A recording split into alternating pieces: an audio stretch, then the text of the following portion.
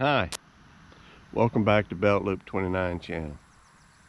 We're here at the food forest now. We're going to take a look around here on the homestead. I thought we'd start on the other end today, or at least down by the pecan trees. What kind of bug is that? I don't know, but this thing's got some beautiful, remember this one? This is the one that was, the leaves were all ate off by something like a caterpillar or something. But it's come back strong. I'm very happy with it. And it looks really good after this rain. But the one that has impressed me the most has got to be this one. Look how beautiful that is. Look at these big leaves. New growth, nice green leaves. It's a beautiful example of a pecan tree. I videotaped this the other day, checking the pH level on these. This one over this end, pH level's really good. It's like a 5. So, it's really thriving. I've had to continue to water these a little bit, mainly these two down here. For some reason, they just don't want to hold a charge. They don't want to hold that acidic level. I may see if I can find some garden lime, not garden lime, some sulfur, and mix in with the dirt there around it. This one seems to have done real well, even though the pH is a little high. It's around a 6. That one's close to 6.5 though. This one has a little bit high. This is an Lockney, but and I tried to keep the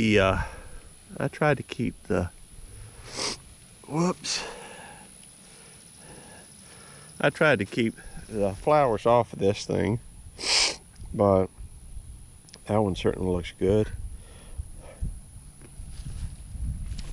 Got very sweet blueberries. Well, this is the Patriot, so we're very happy with the way it's going. We're over here to the apple trees. That one's the Arkansas Black. Interesting little facts about this. It is a triploid and produces sterile pollen. It's my understanding that the scientific term for it is Malus domestica. It is, let's see here. It originated in the mid-19th century. It's not the same as the Arkansas Black Twig or the Arkansas. The apples on it are a dark red or burgundy when ripe. It's one of the darkest apples. It is tart but mellows with age when stored. And it can be stored for up to 6 months. If you do it right, if you store it right, which means that you want to have a dark, cool place just above freezing. Just above freezing, 90% humidity, and make sure you protect it from vermin, rats and such. Don't have them touching, and don't store them with tomatoes or potatoes, because they release a gas that'll cause them to spoil, and they'll keep for 3 to 6 months. And they recommend wrapping them when you're storing them in old newspaper. But that is the Arkansas Black. We have the Ozark Gold here, and it's doing pretty well.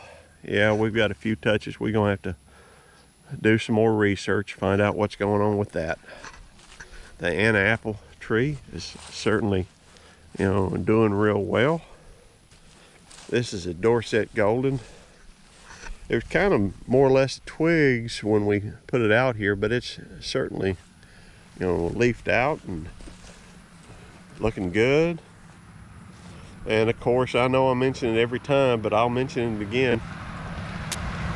The Dorset Golden is the only apple tree out here that blooms early enough to cross-pollinate with the Anna apple.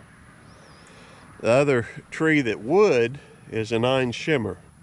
This is a Granny Smith apple tree, and They're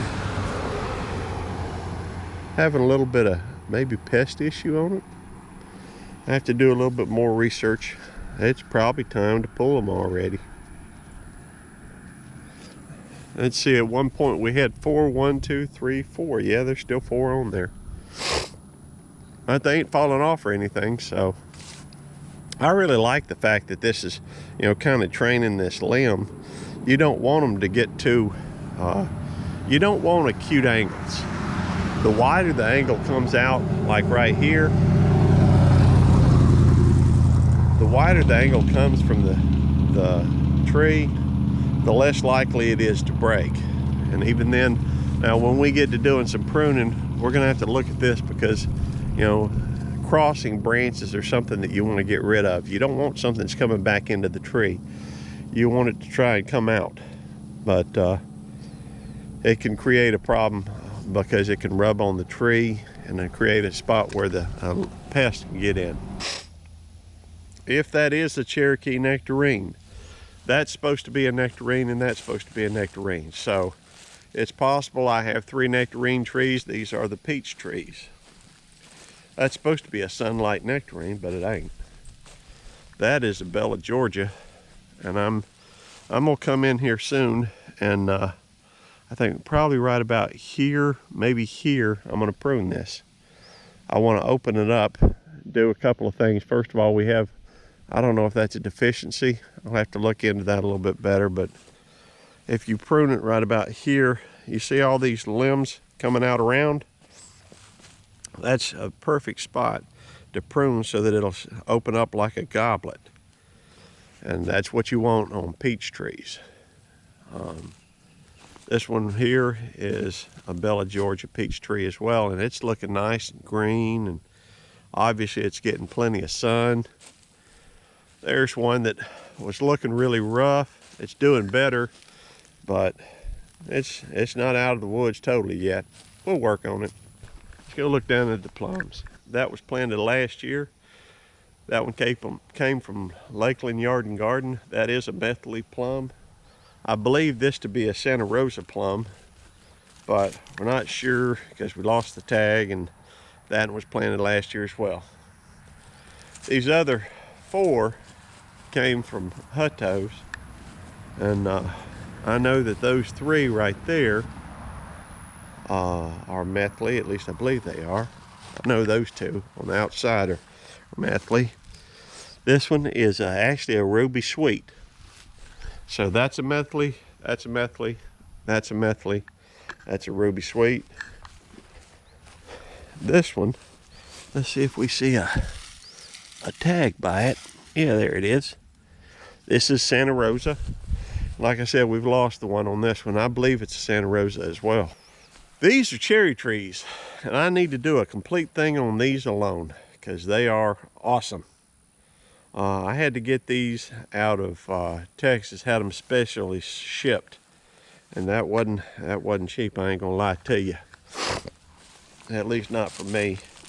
Anyhow, we got a Royal Crimson cherry tree. Now these came, I believe, out of Dave Wilson Nursery, or at least that's where, you know, he supplies mini Royal cherry. And I believe that's a Royal Lee there. Yeah, Royal Lee. These are sweet cherries. Most of all the research I've seen says that typically, you know, sweet cherries won't grow in Mississippi, but these are special ones. They're supposed to be able to fruit with only 400 to 450 chill hours. Well, I'm not far from Jackson, Mississippi, and Jackson gets between 500 and 800 chill hours per year on average. But I've planted them fairly close, but I've raised them up. We're going to try to keep them, because this is backyard gardening basically here on the homestead, here in the food forest. We're going to try to keep them, you know, fairly small. So these are future projects that just they're on the back burner at the moment. We have some fig trees that my wife rooted from cuttings. That's a gooseberry. That is a currant bush. That is a prolific kiwi. They make really small looking kiwi things. They're about the size of a quarter. That right there is a persimmon tree, and I think I've got a spot picked over, just over here. I think right over there would be a pretty good spot for it. So we're gonna look at it. Then we got two pear trees. That one on the left, I believe, is a Bartlett. That's a pineapple pear. And then we got another pawpaw tree, ornamental cherry tree.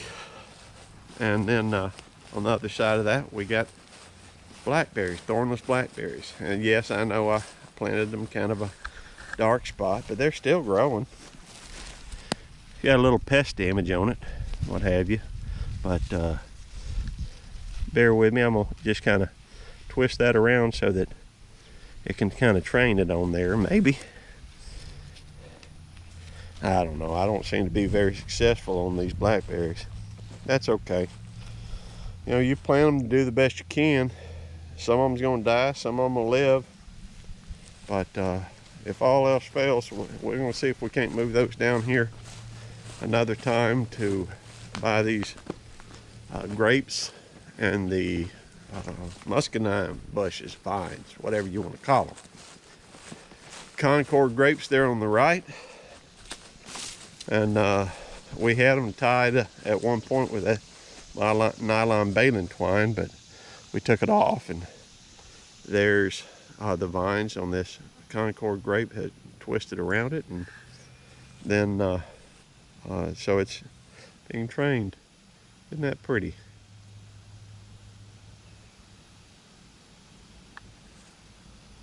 I don't know what it's doing, but it don't seem to want to land. Oh yeah, saw a couple grapes on there. I thought that was interesting. I really need to get out here and put some more mulch. I hadn't put any down since I planted them. I don't think I have. Anything's possible. And then this is the Sweet Jenny, and these got vines everywhere. I wouldn't be surprised if this had, some muscadines on it. I know I saw one the other day. Where was that? I thought it was on this Carlos, though. There it is. A muscadine. There's another one right there. But to be honest with you, the reason why we put this Carlos out here was to help this other one, to help the Sweet Jenny. But all in due time. We got to give it time to get old enough to mature. And let's see.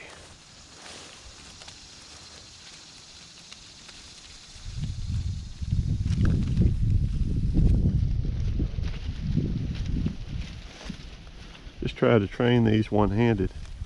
They ain't that hard to train, but nevertheless. Anyhow, one last thing to do, and that's going to show you the pawpaw tree that we already got planted, and we'll go take a look at it, and that'll finish up our tour of the permaculture food forest, the Mississippi food forest. Last thing, we're going to take a look at that pawpaw tree that we got planted this week. We dug a fairly wide hole, not too deep, just as deep as the container was. The reason why we dug it wide is we wanted to make sure there's room for those roots to expand. A couple things that we did a little bit on here. We scarified the edging around the edge of the hole because we don't want the roots to feel like they're in a circular plastic, container. Sometimes roots have a tendency to go in a circle because, well, they can't go any other way. This way we want them to know they can continue to push their way out and go through and search for nutrition, search for water, get the things that they need. We want their roots to spread out. This particular pawpaw is planted in what is at times very sunny. At the moment it's kind of shady. check it out. But it's just a few minutes ago when I walked by here, it was in full sun. The cool thing about pawpaw trees is they will grow in shade. The truth is that some of these trees at some point are going to be taken out, I believe. That'll provide even more sun. I want to give it a little while for these to establish themselves, the roots to get established. And I expect it won't be too far from this one where I put the other one. We did mix in a little bit of organic material with the native soil. We don't want to fertilize because we don't want the roots to sit right there and not go out and venture, not look for their nutrition. But on this one, we do want it to be able to. We had such compact clay there that I thought it might hamper the root development. Anyhow, we'll do the same for the other, and we've put in mulch all the way around it so that that'll give worms something to come up to and enrich the soil. And as that compost decomposes, as that mulch decomposes, it'll provide nutrition for the plant. Thanks for coming out and visiting. Anytime you feel like dropping by the food forest, come on by. It's good to see y'all. Leave a comment, like, subscribe, share, all that stuff. Just do it. Have fun. Enjoy. Bye.